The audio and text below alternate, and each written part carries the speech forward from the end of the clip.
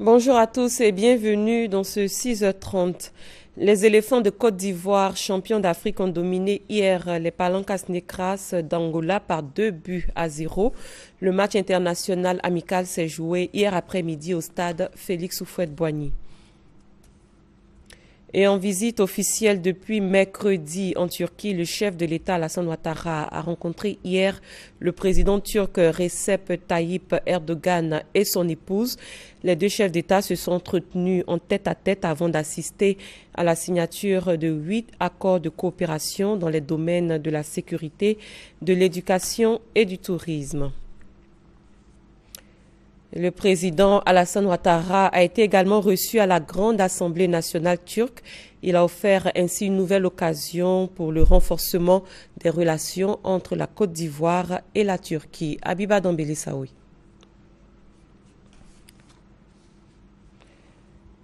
On s'intéresse à présent aux 4e assises de la jeunesse qui se tiennent ici à Abidjan. Notre reporter Gabriel Zani fait le point de la 2e journée consacrée à ce rendez-vous.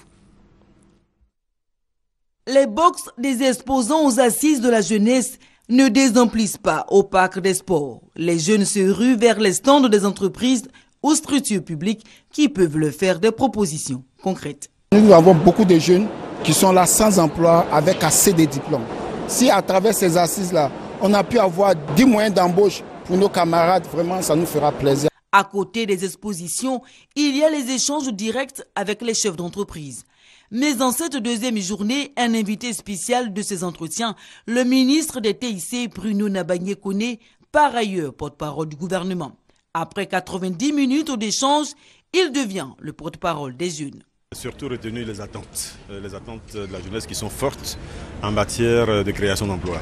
Je pense que c'est un cri du cœur qui est déjà entendu au plus haut niveau de l'État de Côte d'Ivoire. Le chef de l'État en fait vraiment un sujet de préoccupation de tous les jours. Pendant que les jeunes accostent le ministre pour des contacts directs, l'un de ces protocoles récupère les CV. Des CV qui seront classés par domaine de compétences et acheminés vers les structures de l'État.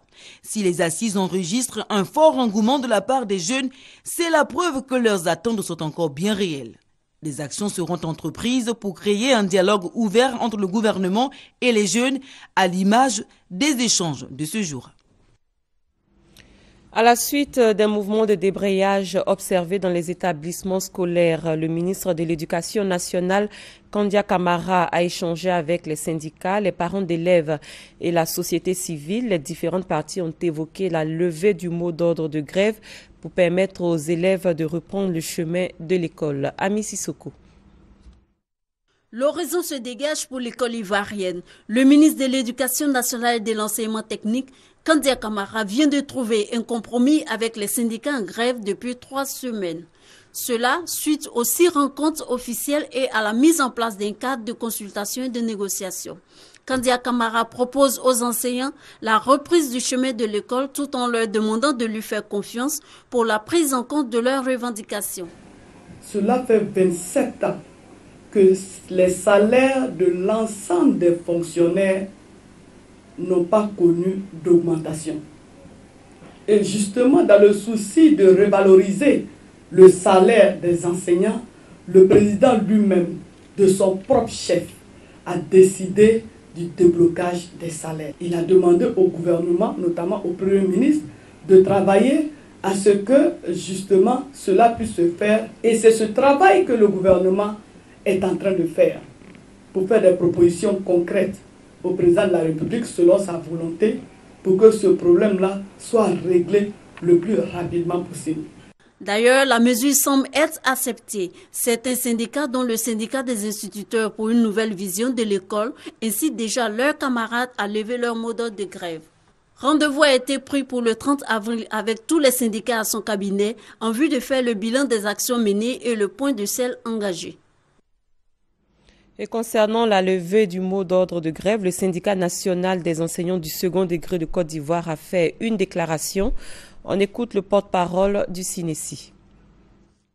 À la demande du Bureau exécutif national du SYNESI, vous avez observé avec discipline et rigueur un arrêt de travail de 48 heures les jeudis 12 et vendredi 13 mars 2015 couplée à la rétention des moyens du deuxième trimestre pour protester et interpeller l'État de Côte d'Ivoire, le bain du Silesi vous félicite pour cette mobilisation exemplaire qui a permis l'ouverture du dialogue avec les autorités.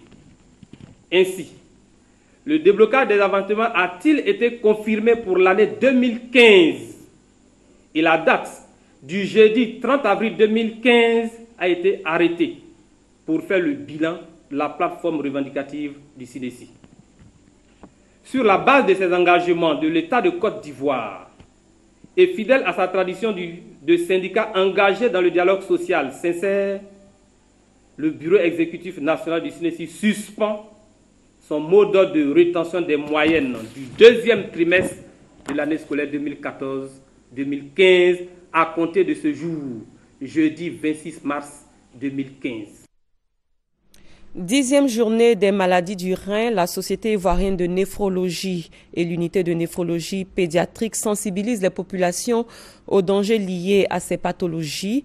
Le cadre choisi est l'université Félix Houphouët-Boigny à Cocody. Le thème retenu cette année est « Tout le monde est concerné, même les enfants ». Kone Pagassoro. Mohamed a 4 ans. Il souffre d'une maladie des reins. Sa mère, voulant plus d'informations sur la maladie, se rend à la journée mondiale du rein à l'université Félix Houphouët-Boigny de Cocody. Mon fils est néphrotique, c'est ça que je suis venu écouter ce qu'on va dire ce matin.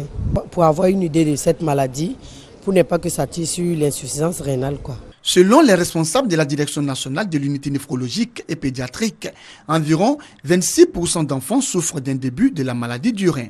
Face à cette situation, les organisateurs de cette journée décident de sensibiliser les populations sur les dangers liés aux différentes maladies du rein, mais aussi mettre l'accent sur la prévention de l'insuffisance rénale chez l'adulte et surtout chez l'enfant. Il y a une différence entre l'insuffisance rénale terminale, chronique terminale, et la maladie rénale chronique. Aujourd'hui, on parle de maladie rénale chronique comme de sorte que on commence à s'intéresser à cette pathologie dès le début. Si dès l'atteinte rénale, on commence à prendre la personne en charge ou l'enfant en charge, il a moins de chances d'évoluer vers une insuffisance rénale chronique qui méritera un traitement de suppléance tel que la dialyse ou la transplantation.